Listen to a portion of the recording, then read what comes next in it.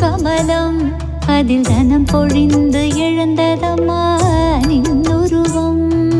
கனக கூலத்தினிலே ஒரு கமலம் அதில் தனம் பொழிந்து எழுந்ததம்மா நின்னுருவம்.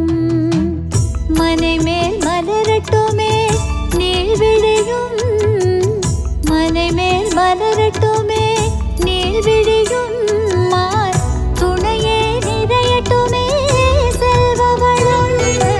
கனக கூலத்தினிலே ஒரு கமலம் அதில் தனம் பொழிந்து எழுந்ததம்மா